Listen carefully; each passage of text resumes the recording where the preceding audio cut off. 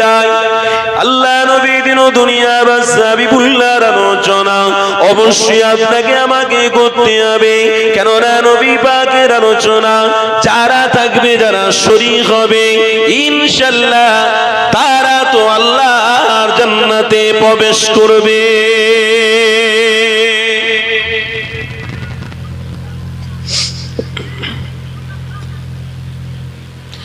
আল্লাহ নবী আজ থেকে জানিয়ে দিলেন, কম বেশি 1000 বছর আগে সাহাবা হুজুরকে জানিয়ে দিলেন, আমার সাহাবারা, আমি রাসূলুল্লাহ পৃথিবী জমিনে তাশরীফ এনেছিলাম, মূল উদ্দেশ্য আমার একটা, আমার উম্মতিরা যাতে আল্লাহ জান্নাতি হয়ে যায়।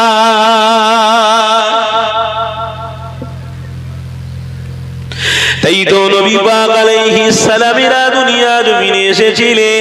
আল্লাহ নবী আসার পূর্বে অনেক নবী আলাইহিমুস সালামেরা এই দুনিয়া জমিনে এক এক করে তাশরীফ এনেছিল, কিন্তু মনে রেখে দেবেন, আল্লাহ নবী দিন দুনিয়া বাদশা হাবিবুল্লাহ যখন এই দুনিয়া জমিনে তাশরীফ আনবেন, আম্মা জানের গর্ভে ছিলেন। এই যুবকেরা, তরুণীরা, বারা, সেই সময় এক এক নবী আলাইহিমুস সালামেরা আম্মা আমিনার বাড়িতে এসে আল্লাহ নবীর বিষয় জানিয়ে দিয়ে গেছেন।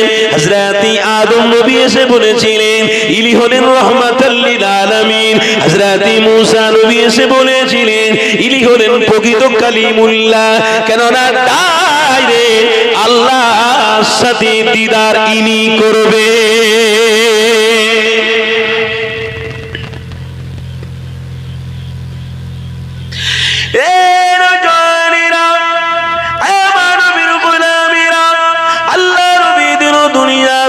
হাবিবুল্লাহ যখন আম্মা জানির গর্ভে ছিলেন, এক এক নবী আলাইহিমুস সালামেরা আম্মা আমিনার কাছে এসে জানাতে লাগলেন, ইয়া আমিনা, আপনার গর্ভে যে ছোট বাচ্চাটা রয়েছে, এই বাচ্চাটা হলো রাহমাতুল লিল আলামিন।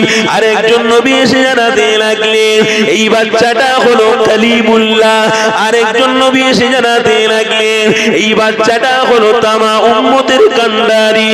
আরেকজন নবী এসে জানাতে লাগলেন, এই বাচ্চাটা হলো তামা উম্মতকে জান্নাতে নিয়ে যাওয়ার জন্য নবী। আরেকজন নবী এসে জানাতে লাগলেন, এই বাচ্চা শিশুটা আমিনা তামাম নবীদের সরদার।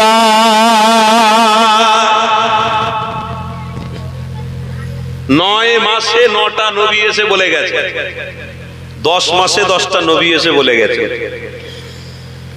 আজ সেই নবীর আলোচনা শুনলে নাজাত পাওয়া যাবে না, যাবে না? আর হারাম টাকা ইনকাম করলে, হারাম জিনিস পান করলে, হারাম জিনিসের ভক্তভোগী হলে নাজাত পাওয়া যাবে? তাহলে এইগুলো তো বেশি হচ্ছে এখন। আমার কথা কি আপনাদের অসুবিধা হচ্ছে নাকি? আমি ডাইরেক্ট এসে শুরু করে দিয়েছি, যা হবে হবে, দেখা কিয়ামতে হবে ইনশাআল্লাহ। কি গো বাবারা, কোথায় যাচ্ছ? ইস্তেঞ্জা করতে যাবে? বাপরে, দুনিয়ায় বেঁচে আছিস নবীর জন্য, মনে রেখে দিও, আল্লাহ নবী না আসলে পৃথিবীটাও আল্লাহ তৈরি করতেন না। তবে পৃথিবী তৈরি হয়েছে আমার নবীর ওসিলায়। আর নবীর গোলামরা যদি সময়ে আল্লাহর নবীর উম্মত হিসেবে ব্যয় না করতে পারে, তাহলে তোমার মতন কপাল পৃথিবীতে আবু জেহেলেরও হয়নি মনে হচ্ছে, আবু লাহাবেরও হয়নি, উতবারও হয়নি, সাইবারও হয়নি, ফেরাউনেরও হয়নি। কেন? তারা তো অন্য নবীর বিরোধী করেছে, আর আমরা মুসলমানের ঘরে জন্ম হয়ে এমন কাজ করছি, নবীর বিরোধী হচ্ছে। কি গো, কথা ঠিক না ভুল বলছি? কোরআনের আয়াতটা আপনাদের মনে নেই? সূরা আল ইমরান, আল্লাহ পাক কি বলছেন? স্পষ্ট ভাষায় আল্লাহ জানাচ্ছেন, হ্যাঁ, কুনতুম খায়রা উম্মাহ উখরিজাত লিন-নাস তা'মুরুনা বিল মা'রুফ ওয়া তানহাউনা আনিল মুনকার। আমার নবীর জন্য আমার নবীর উম্মতের মাকাম এত বেরিয়েছি, সমস্ত নবীর উম্মতের থেকে শ্রেষ্ঠ উম্মত আমি বানিয়েছি। কারা শ্রেষ্ঠ উম্মত? একটু কথা বলবেন না, কারা শ্রেষ্ঠ উম্মত? কারা? আমরা তো। আমরা শ্রেষ্ঠ উম্মত হয়ে আমরা কেন নবীর প্রেমে মাহফিলে আসতে চাই না? আমরা শ্রেষ্ঠ উম্মত হয়ে আমরা কেন মসজিদে যাই না? আমরা শ্রেষ্ঠ উম্মত হয়ে কেন ভাই ভাই ভালোবাসা রাখতে পারি না? আমরা শ্রেষ্ঠ উম্মত হয়ে কেন বাপ মায়ের সঙ্গে হুসনে সুলুক করতে পারি না? আমরা শ্রেষ্ঠ উম্মত হয়ে কেন ব্যবসার জায়গায় আমার ভাইকে বসিয়ে রেখে সন্দেহ প্রকাশ করি?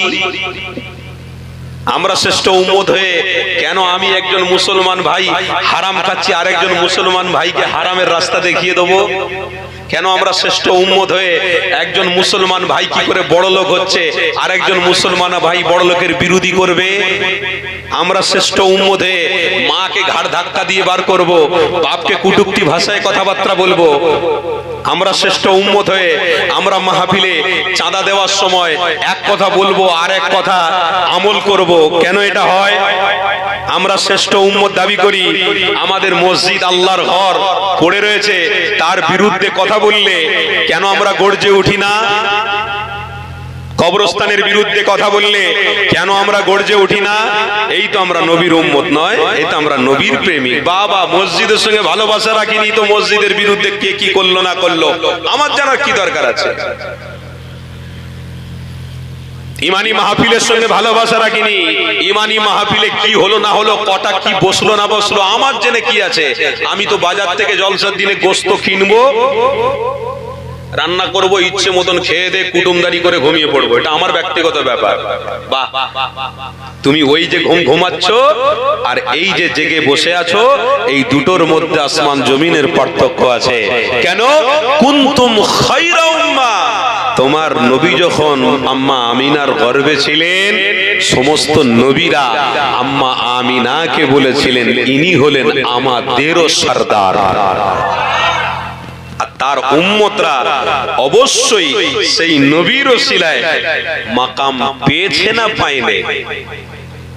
সমস্ত নবীরা যখন আমার নবীকে সরদার বলছে, তো তখন আমরা সেই নবীর উম্মত হয়ে আমাদের মাকাম কি ছোট হয়ে গেছে? আমাদের সম্মানকে আল্লাহ ছোট করে দিয়েছে? না, আমাদের সম্মানকে জালিম, অত্যাচারী, ব্যভিচারী, জিনাকারী, হারামকারী সবাই থেকে আমাদের সম্মান নবীর কদমে আল্লাহ দান করে দিয়েছে। গোলামরা চোখ বন্ধ করবে, নবীর দিদার পাবে। দাদা হুজুর পীর কেবলার ভক্ত মুরিদরা, দাদা হুজুরের পীরের নাম কি ছিল গো?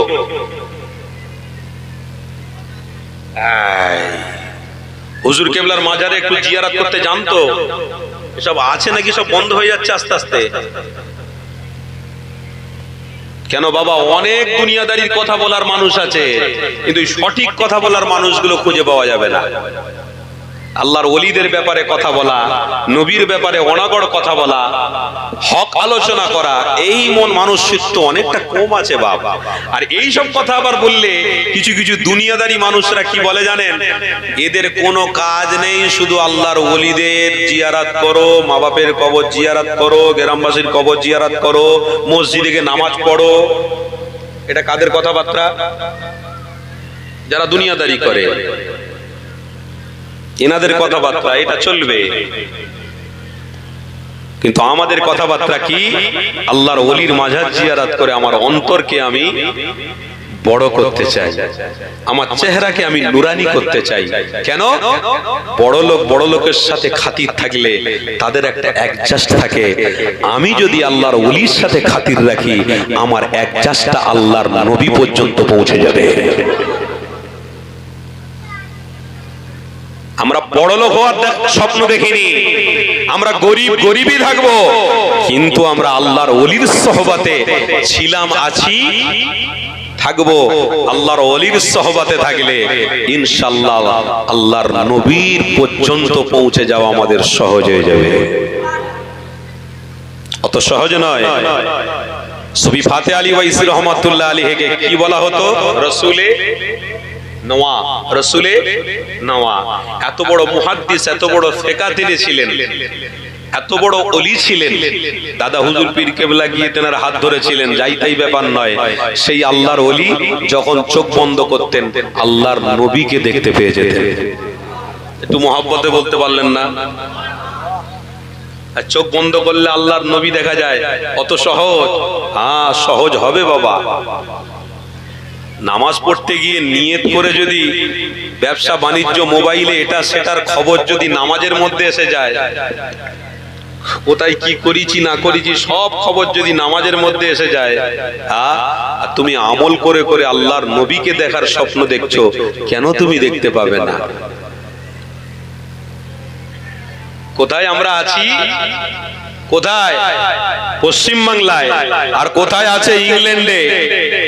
সেখানে ভিডিও কল করছে, আমি পশ্চিম বাংলায় দেখতে পাচ্ছি। কি গো, কথা ঠিক না ভুল বলছি? তাহলে এটা কি কানেকশনে হলো? তার কই মেডিসিন, কই কিছু নেই। বলে মাঝখানে পুরো ফাঁকা, আপনি থাকবেন ইংল্যান্ডে আর আমি থাকবো পশ্চিম বাংলায়। ভিডিও কলে ওখানে দেখবেন, আমিও আপনাকে দেখবো, আপনি আমাকে দেখবেন। ও এটা যদি দুনিয়ায় সহজ হয়, তো নবীর গোলামদের জন্য নবীকে দেখা কেন আপনার আমার সহজ হবে না?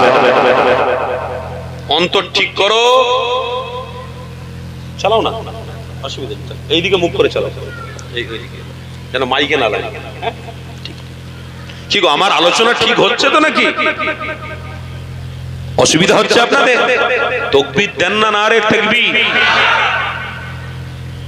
কেউ তো এখন বলছে ডিজিটাল ভারত। সত্যি সত্যি আমরা টাকা দেখতে পাবো না, আগামী দিন দেখবেন টাকা শুধু ইনকাম করাই সার হবে। ব্যাংকে টাকা পড়ে থাকবে, ফোন পে, গুগল পে এসবে চলে যাবে, টাকার হাতে থাকবে না। ডিজিটাল ভারতবর্ষ। ডিজিটাল ভারতবর্ষে যদি টাকা ইনকাম করে টাকা না দেখতে পাই, তো নবীর গোলামরা যদি মাহফিলে বসে বসে নবীর আলোচনা শুনতে শুনতে একটু দরুদ শরীফ পড়ে ফেলে, তাহলে স্বপ্নে স্বপ্নে কি নবীর গোলামদের নবী দেখা হবে না? অন্তর ঠিক করতে হবে। তবে কোথায় গেলে নবী দেখা যাবে? যেনারা নবী দেখেছেন তাদের সঙ্গে সম্পর্ক রাখতে হবে।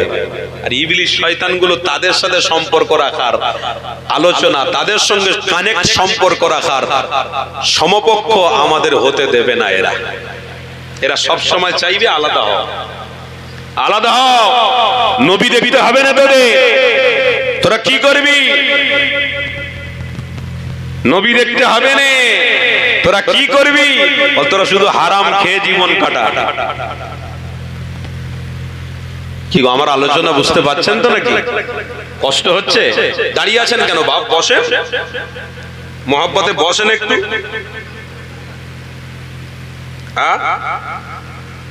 অসুবিধা হচ্ছে আপনাদের? বসেন, জায়গা আছে, বসেন। মাশাআল্লাহ, অনেক মানুষ হাজির হয়েছে, আল্লাহ কবুল করেন। আল্লাহ নবী বলেছেন আল খামরু উম্মুল খাবাইস। সেই হাদিসের মধ্যে আছে আল খামরু উম্মুল খাবাইস। তার মানে কি? তোমরা যদি নবীকে ভালোবাসো, কোনোদিন হারাম জিনিস ছোটে লাগাবে না। আপনাদের গোপন কথা বলে যাচ্ছে, একটু মনে রাখবেন। খুব ইম্পর্টেন্ট কথা বলবো, এগুলো একটু মাথায় রেখে দেবেন। যে আনসারী অধম এসেছিল, কথা বলেছে, সত্যি ঠিক কথা বলেছে। সেই হাদিসের মধ্যে আছে যারা আমার প্রেমিক হবে, নবী বলছেন তারা কোনোদিন হারাম জিনিস মুখে নেবে না। আর যারা মুখে নেবে না, কুনতুম খায়রা উম্মাহ, তারাই হবে শ্রেষ্ঠ উম্মত। জোরে বলো।